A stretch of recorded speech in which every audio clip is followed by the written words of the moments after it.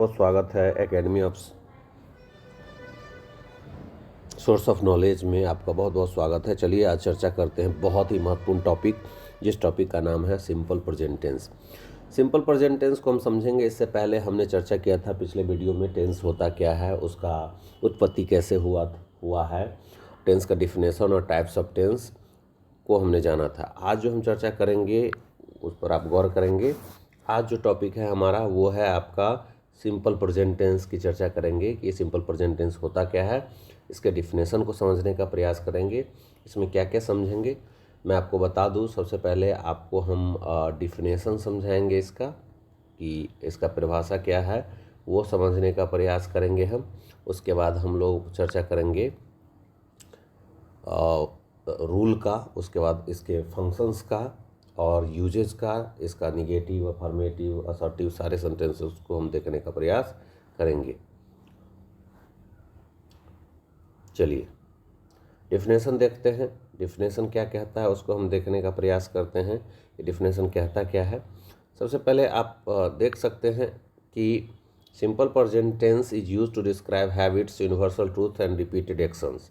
Simple present tense का जो प्रयोग किया जाता है इसका व्याख्या करने के लिए, हैबिट्स को एक्सप्लेन करने के लिए, यूनिवर्सल ट्रूथ को बताने के लिए और रिपीटेड एक्शन को बताने के लिए। याद रखिएगा, अगर किसी काम को करते करते आपको आदत सी हो गई है, बार बार करते हैं, अक्सर करते हैं, वैसे कार्यों को बताने के लिए सिंपल प्रेजेंट टेंस का प्रयोग किया जाता है। यूनिवर्सल ट्रूथ को बताने के लिए भी सिंपल प्रेजेंट टेंस का प्रयोग किया जाता है। रिपीटेड एक्शन को बताने के लिए सिंपल प्रेजेंट टेंस का प्रयोग किया जाता है।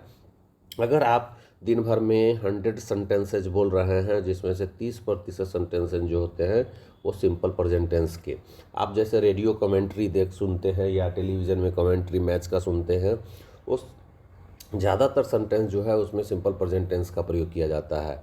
आपको मैं बता दूं, डिफिनेशन का मतलब होता है परिभाषा।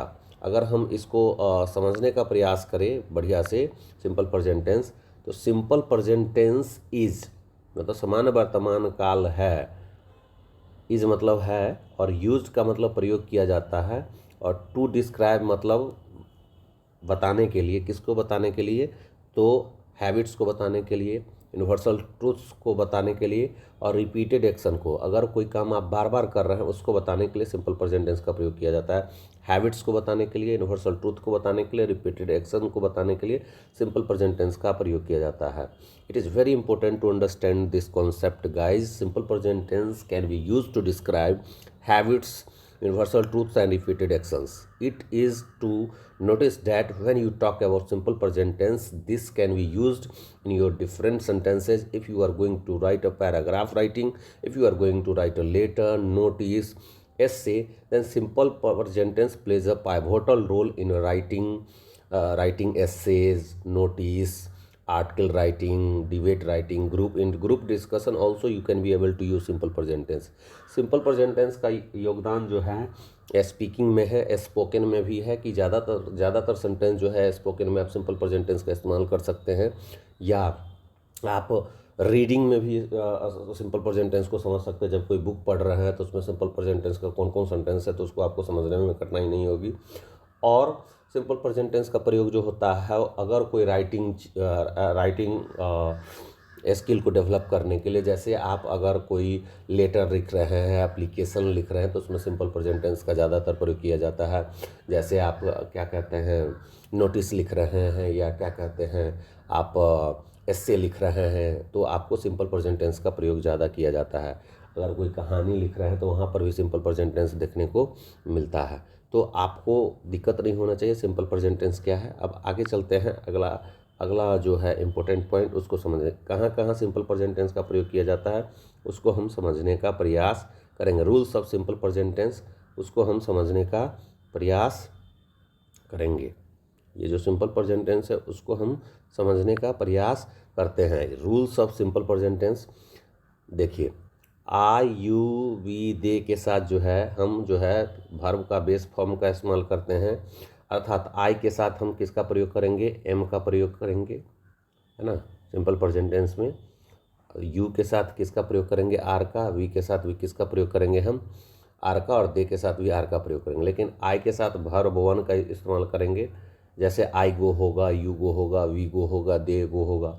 मैं जाता हूँ, आई गो होगा, यू गो होगा, तुम जाते हो, हम लोग जाते हैं, वी गो होगा, दे गो होगा।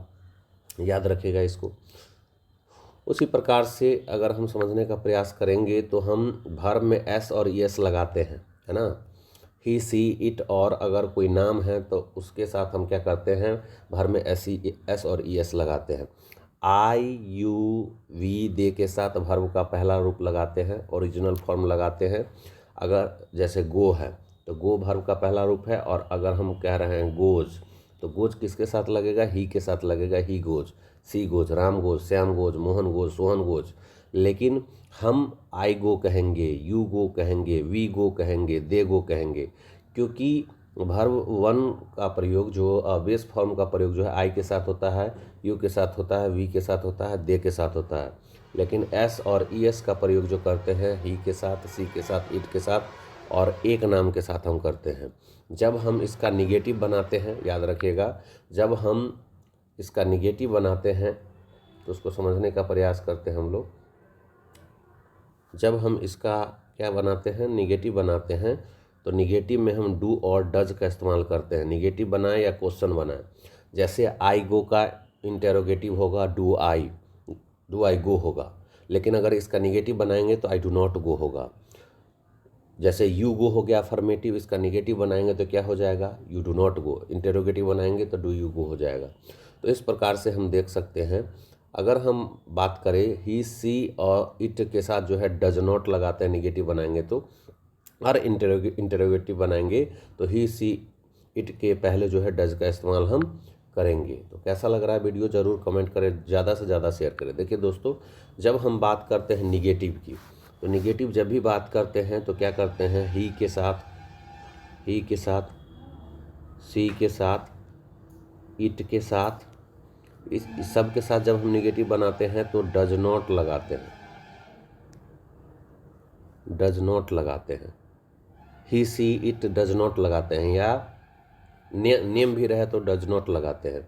जैसे Radha does not go to a school, she does not go to a school, he does not go to a school, it does not rain, है ना। तो इट के साथ डज नॉट, सी के साथ डज नॉट निगेटिव बनाते हैं, नकारात्मक सेंटेंस बनाते हैं, ही डज नॉट हो जाएगा। तो आपको समझ में आ रहा होगा जो हम समझाना चाह रहे हैं। अब है एग्जाम्पल्स, देख लीजिए। ज़्यादातर जो है एग्जाम्पल भी देखना ज़रूरी है। हम एग्जाम्पल को समझने का प्रयास करते हैं। एग्जाम्पल क्या कहता है, I play football every day. यहाँ आप देख लीजिए कि ये एवरी डे है, तो ये किसको बता रहा है, ये हैबिट को बता रहा है। हमने कहा सिंपल प्रेजेंट टेंस का प्रयोग हैबिट को बताने, और प्ले जो है वर्ब का पहला रूप है।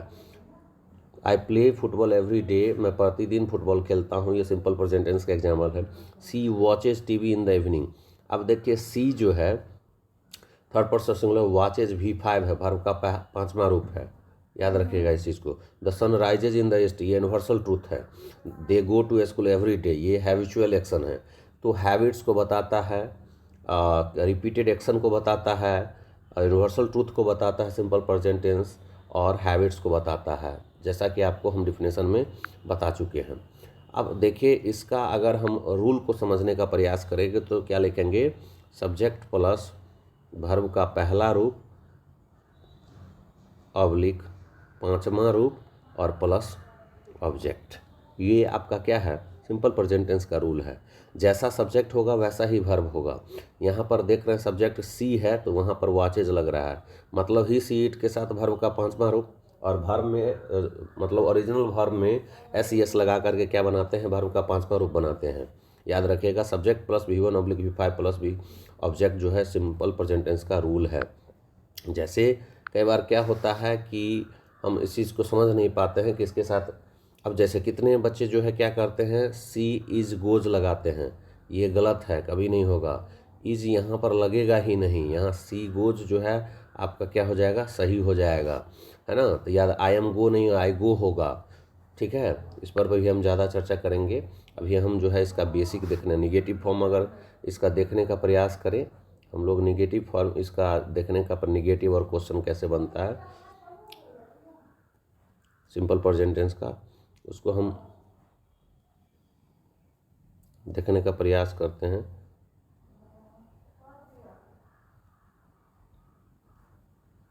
सिंपल प्रेजेंट टेंस हम समझने का प्रयास। निगेटिव और क्वेश्चन कैसे बनाते हैं। निगेटिव बनाने के लिए डू नॉट और डज नॉट लगाते हैं। जैसे प्लूरल के साथ, प्लूरल सब्जेक्ट के साथ डू नॉट और सिंगुलर सब्जेक्ट के साथ डज नॉट लगाते हैं। जैसे I do not like coffee, I don't like coffee भी कह सकते हैं। ही does not eat meat, he does not eat meat भी कह सकते हैं, क्योंकि ही डज नॉट ईट मीट जो है यहाँ ही के साथ डज नॉट लगा है, उसके बाद वर्ब का पहला रूप लगा है।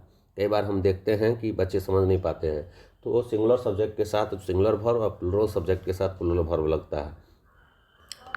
उसके बाद क्वेश्चन में देखिएगा तो हम डू डज, अगर सब्जेक्ट के पहले यू के पहले डू आ गया, देखिए जब इसका हम निगेटिव बना रहे हैं, तो जब निगेटिव बना रहे हैं, जैसे आप देखें डज सी प्ले पियानो, अब डज लग गया, डू लग गया, उसके बाद वर्ब का पहला रूप लगा रहे हैं। याद रखिएगा, जब भी डू नॉट डज नॉट लगेगा तो वर्ब का पहला रूप लगेगा, चाहे निगेटिव बनाइए या क्वेश्चन बनाइए। दोस्तों कैसा लग रहा है? अब एक्सरसाइज में आप भर सकते हैं, इसमें क्या क्या यूज होगा उसको हम लोग समझने का प्रयास करते हैं। देखिए she dot dot to school every day, यहाँ एवरी डे हो गया तो ये हैबिचुअल एक्शन है, तो सी है तो इसके साथ क्या लगेगा, भर में एस, तो क्या लग जाएगा यहाँ पर गोज लगेगा। दोस्तों यहाँ पर they dot dot play football, play का प्ले हो जाएगा, तो यहाँ पर हम क्या लगाएंगे, प्ले लगाएंगे, कि भर्ब का पहला रूप इसमें लगेगा। यहाँ पर डू और डज, यू लाइक आइसक्रीम, तो यू के साथ क्या लगेगा, डू लगेगा, डू यू लाइक आइसक्रीम होगा। अब यहाँ पर देखिए आप, यहाँ पर ही dot dot dot not drink coffee, यहाँ पर क्या हो जाएगा, डज नॉट हो जाएगा, डज नॉट यहाँ पर लगेगा, क्योंकि ही के साथ डज नॉट लगता है। अब जब हम आई वी यू दे का इंटरोगेटिव सेंटेंस बनाते हैं तो उसके पहले क्या लगाएंगे, डू लगाएंगे, लेकिन ही सी इट और नाम के साथ लगाएंगे तो डज नॉट लगाएंगे। समझ में आ गया होगा दोस्तों? तो आपको अच्छा से समझ में आ गया होगा। ये वीडियो कैसा लगा ज़रूर कमेंट करेंगे, लाइक करेंगे, ज़्यादा से ज़्यादा इस वीडियो को आप शेयर करने का प्रयास करेंगे। धन्यवाद दोस्तों, फिर मिलते हैं अगले एपिसोड में।